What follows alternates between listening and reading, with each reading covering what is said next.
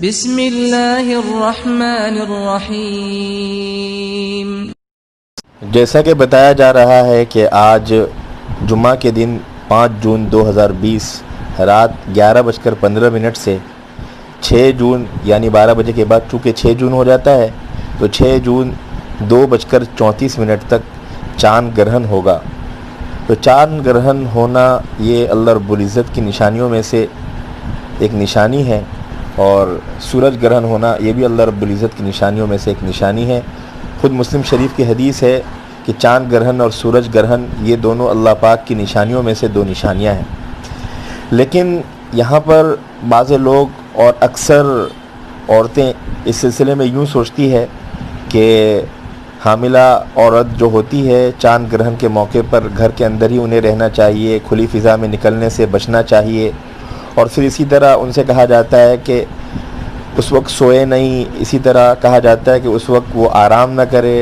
اسی طرح کہا جاتا ہے کہ چھری یا چاقو وغیرہ استعمال نہ کرے، پھر اسی طرح یہ بھی کہا جاتا ہے کہ حمل پر اثر پڑتا ہے اور بچے کو بہت زیادہ تکلیف ہوتی ہے، یا اس طرح کی کوئی بات، جو بھی ایسی بات کہی جاتی ہے جس کا تعلق بدشگونی سے ہے، تو یاد رکھنا چاہیے کہ اسلام کے اندر اس کی ذرہ برابر اجازت نہیں ہے، اور اس طرح سے سوچنا یہ بالکل غلط ہے۔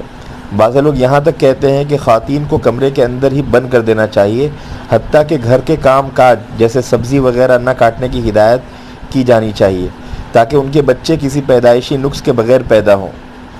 پھر اسی طرح یہ بھی کہا جاتا ہے کہ چاند گرہن کے وقت حاملہ خواتین کو سلائی کڑھائی سے بھی منع کر دینا چاہیے، کیونکہ اس سے بچے کے جسم پر غلط اثر پڑ سکتا ہے۔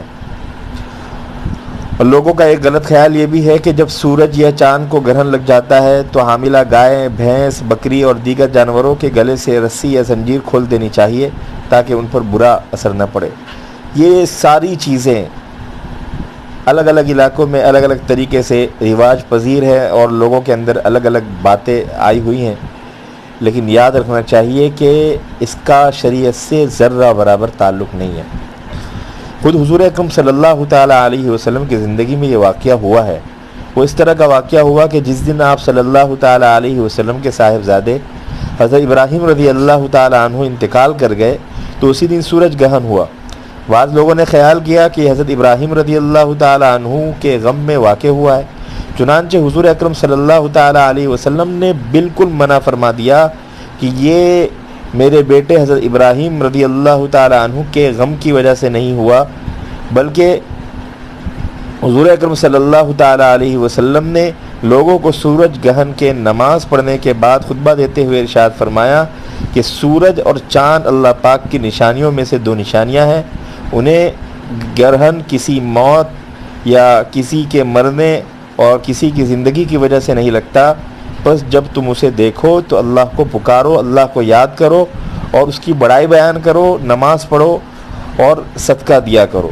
پتہ یہ چلا کہ ایسے وقت میں آدمی کو چاہیے کہ لغویات سے بچے اور غلط عقائد کو نہ خود پھیلائے نہ خود سنے۔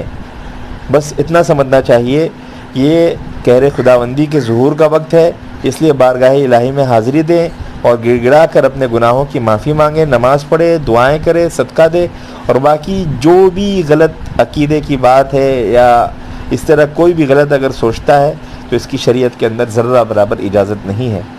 لوگوں نے اردو میں لکھ کر،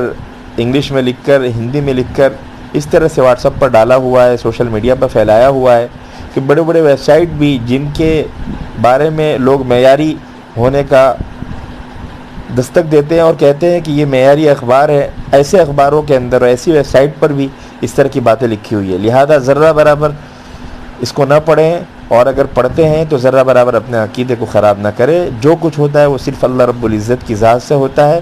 کوئی نفع کا مالک نہیں، کوئی شر کا مالک نہیں سوائے اللہ کے۔ اللہ چاہیں گے برا ہونا تو برا ہوگا، اللہ چاہیں گے اچھا ہونا تو اچھا ہوگا، اس لیے اسی کی طرف رجوع کیا جائے اور اسی سے مانگا جائے، اور ایسے موقع پر اسی سے توبہ اور انابت کی جائے اور اسی کے لیے صدقہ دیا جائے، نماز پڑھی جائے۔ اللہ رب العزت ہمیں صحیح عقیدہ عطا فرمائے۔